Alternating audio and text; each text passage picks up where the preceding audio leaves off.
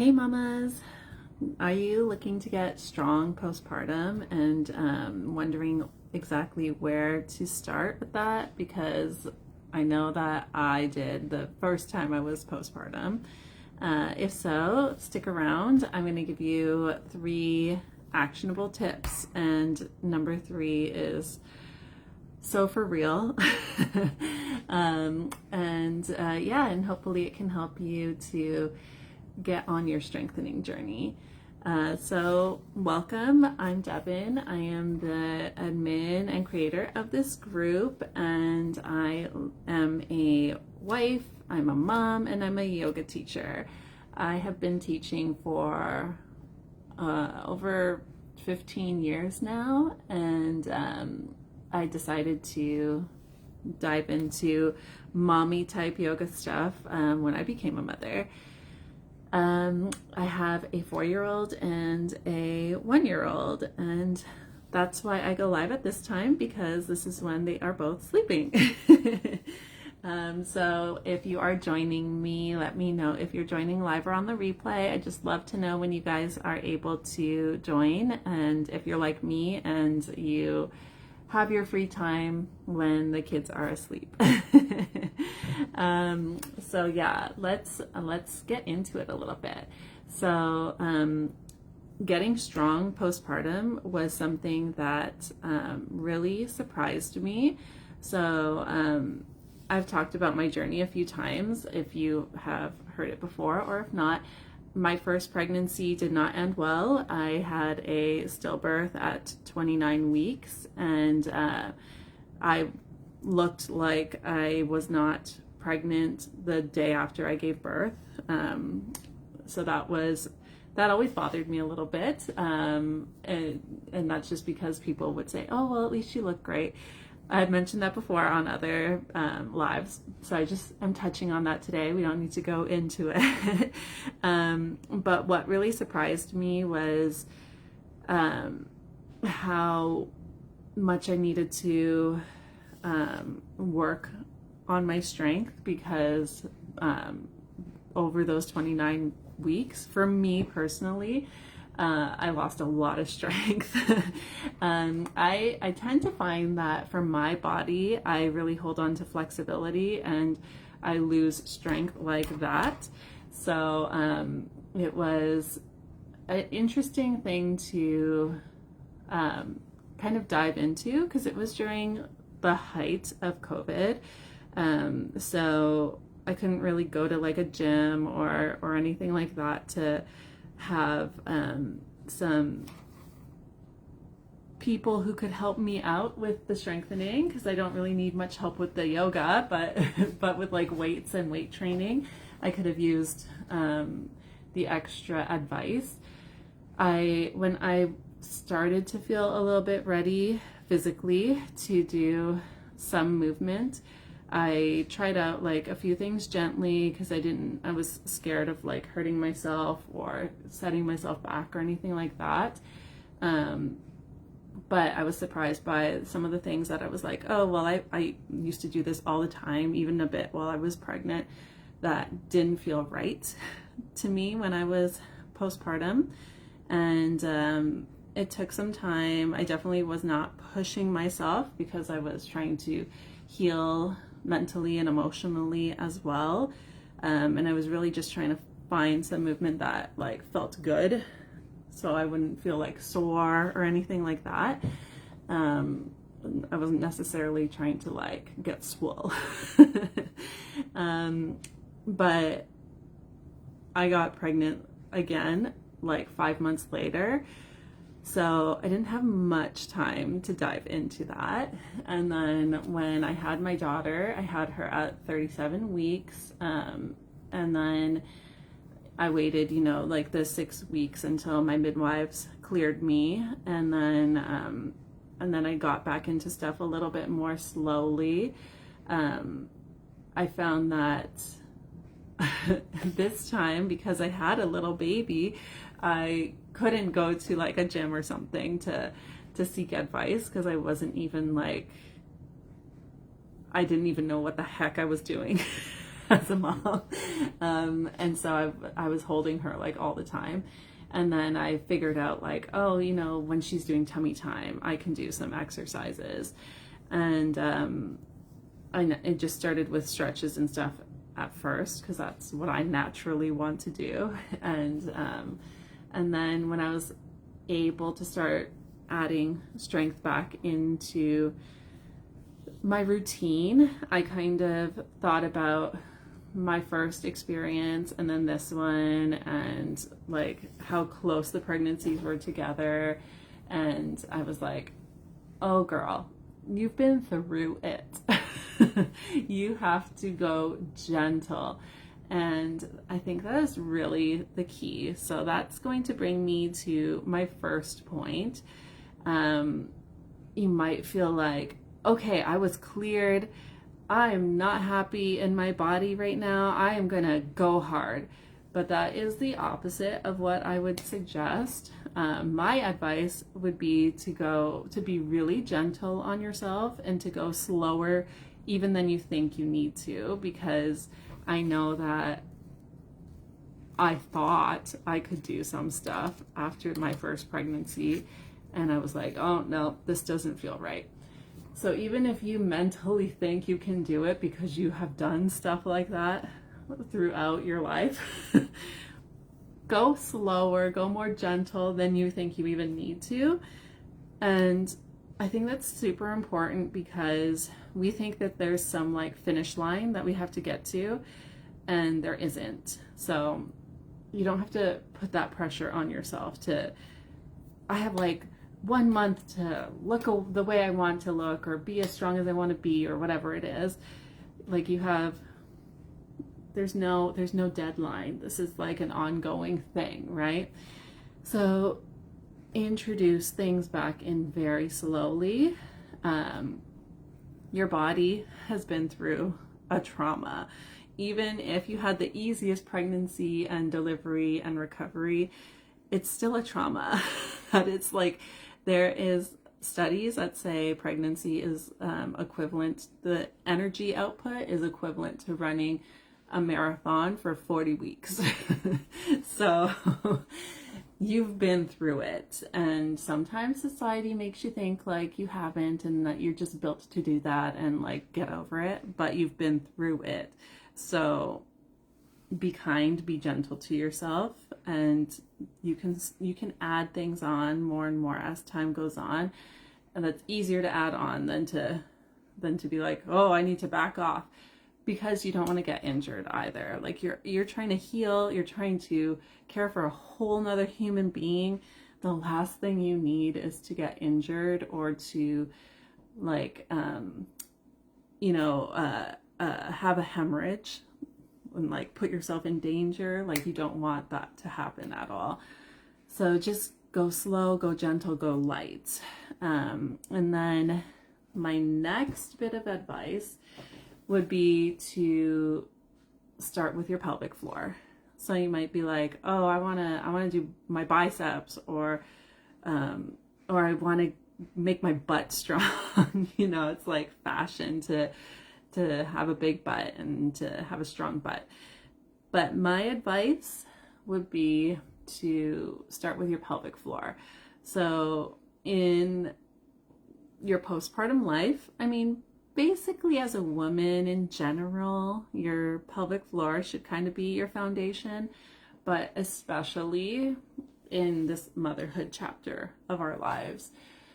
So like I said, you've been through it. Your pelvic floor is like a little hammock holding all this stuff in, and it was just holding in a big old baby, plus the placenta, plus the amniotic fluid, and like added weight that happens anyways with pregnancy.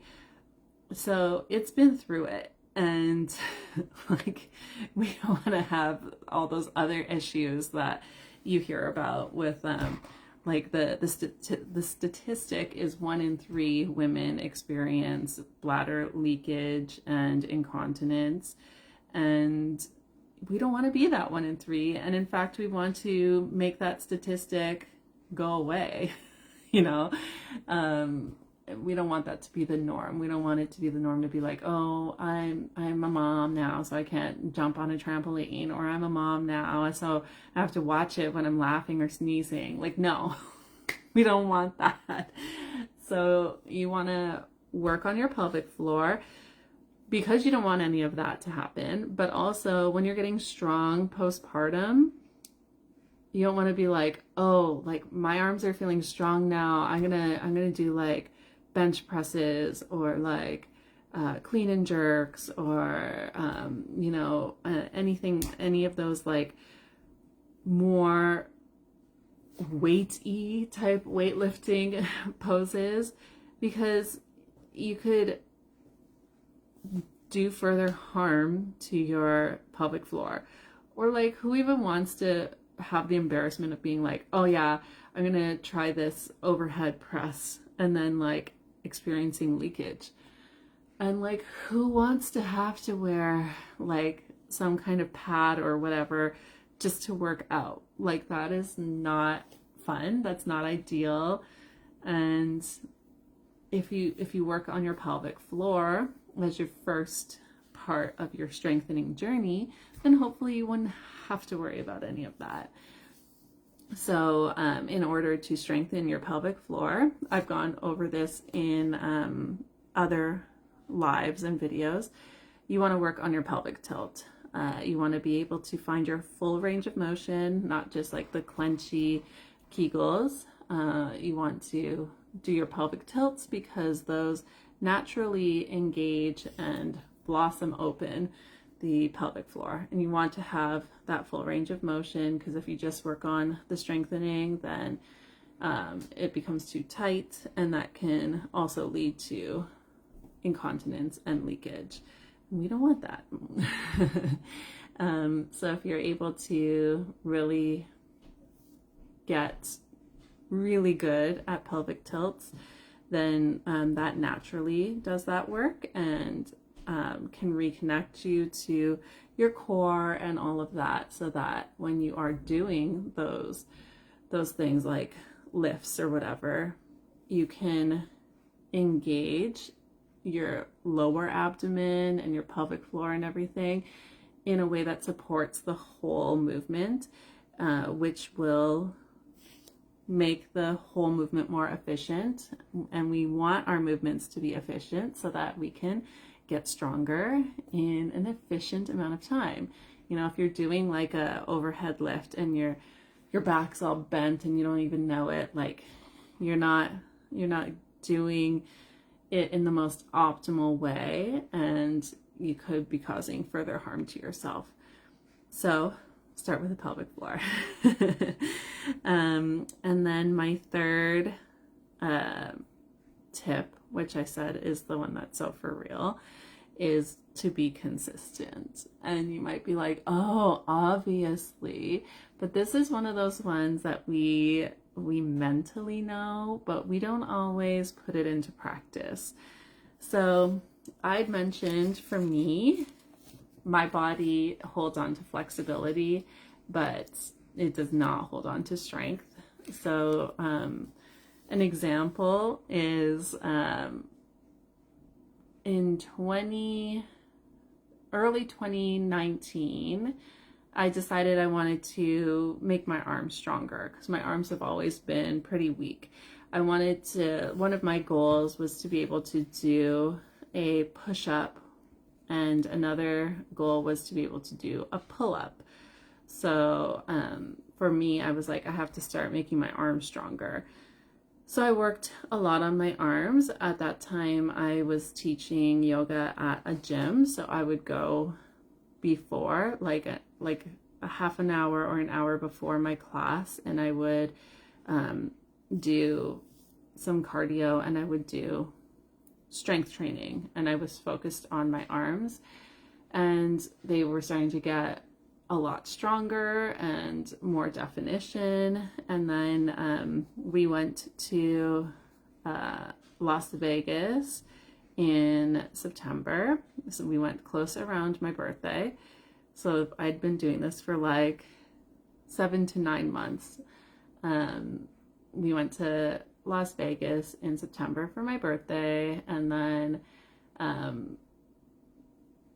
think we had gone just before my birthday. So we were there for like, I think it was 5 days we went. And then I was celebrating my birthday for like a week basically after that, because I celebrate with my family, I celebrated with my friends. And when I'm celebrating with my family, I celebrate with my parents, I celebrate with my in-laws, and then I celebrate with my stepmom. And so all of that, it takes time. So I'd taken time off during then. And so this was maybe like maximum 2.5 weeks. Then I went back to the gym and I wasn't able to lift as much as I was like the 2.5 weeks before. So all of that to say is that consistency is key. And I want you to think of it in a way like your strength training is not a race to a finish line. If you have a goal like, I want to be able to do bicep curls that are 15 pounds per arm, and at the moment you're only at 5 pounds, and let's say it takes you, I don't know, like 6 months to get there. I don't know if that's realistic for you, but let's just say it takes you 6 months to get there. Once you get to that 15 pounds, are you like, well, I'm done. That was my goal and I don't need to do bicep curls anymore because I got to the 15 pounds and whatever, it's all done? Or when you hit that goal, are you going to be like, all right, I got my first goal. I got my 15 pounds. Let's try to get it up to 20 pounds. Let's try to get it up to 25 pounds, whatever. For me, I'd want to be creating new goals. I wouldn't want to be like, well, I've done it and I'm done now. So that's like the point of being consistent. And I feel like it's the point of like not thinking that exercise and weight loss and strength training in general is a race. It's not. You have the whole rest of your life to reach whatever goals you want to, and you can do it as slow as you need to, because you have to remember you also have a child now. So you might be like, I finally got them down to bed. I am able to go and do my strength training. Well, a perfect example right now. Like in the beginning of this live, I was like, oh, this is when I do my lives because this is when my kids are asleep. Thankfully, I have a very supportive husband because I just heard my little guy crying, so he's not asleep anymore. And luckily my husband went to get him, otherwise I would have had to end this live. And if you think of it like, maybe instead of doing this live, I was strength training, and then he started crying and I'd have to stop, you know?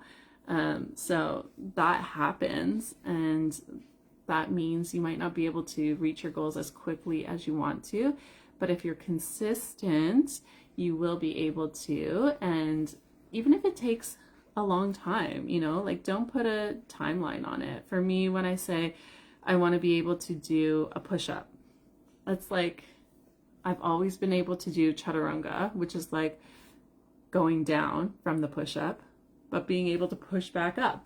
I was never able to do that. So I didn't put a timeline on it because I've never done it. I don't know how long it's going to take me to be able to do it. And a pull-up, like, so I achieved the push-up. I have not achieved the pull-up. It's still something I want to be able to do. It's not something I'm able to practice so much because I don't really have a pull-up area, but you know, eventually I'll get there. And I won't get there just by hoping. I will get there by being consistent, and when I'm able to find a place I could practice it, then I'll be able to work on it even better, you know? And eventually I will get it and I'll be like, oh my gosh, that took so much time, and I'm so proud of myself that I finally was able to get it because I was consistent.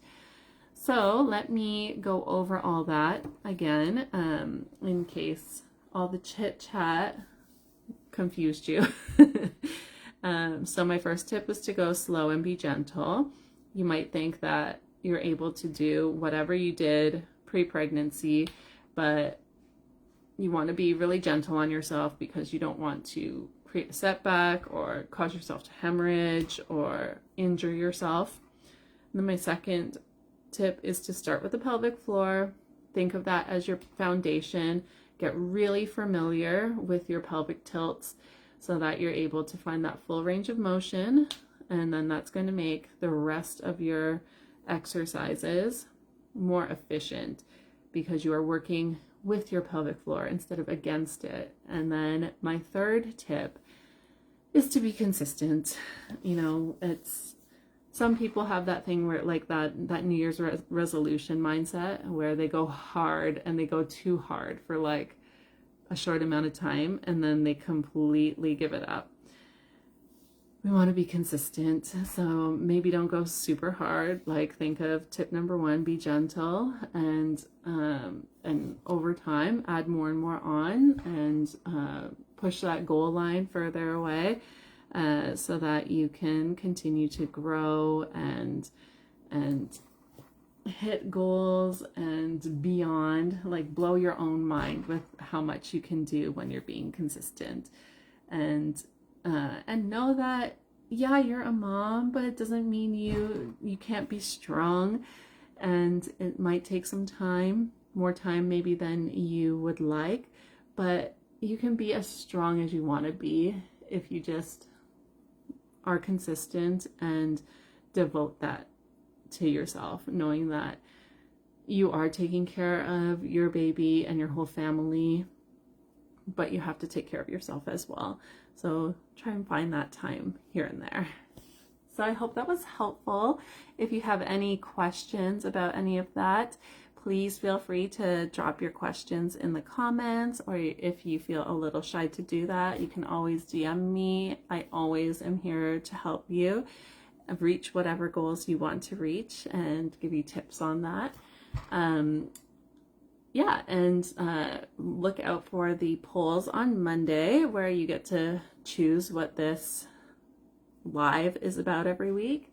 And I finally finished my hip pain relief series. I posted the link to the playlist in the group, so you can go and check that out if your hips are bothering you. That was 8 weeks of love that I put into that series. So it has a video for all the ways the hips move. So hopefully that can be helpful if you are experiencing hip pain. So that means this week I'm going to be posting the poll for the tutorial that I'm going to make. So be on the lookout for that. You can choose what tutorial you'd like for me to do, and I will film that and post the link in the group once it's filmed. And I do that every Monday and Thursday. Those are my poll days.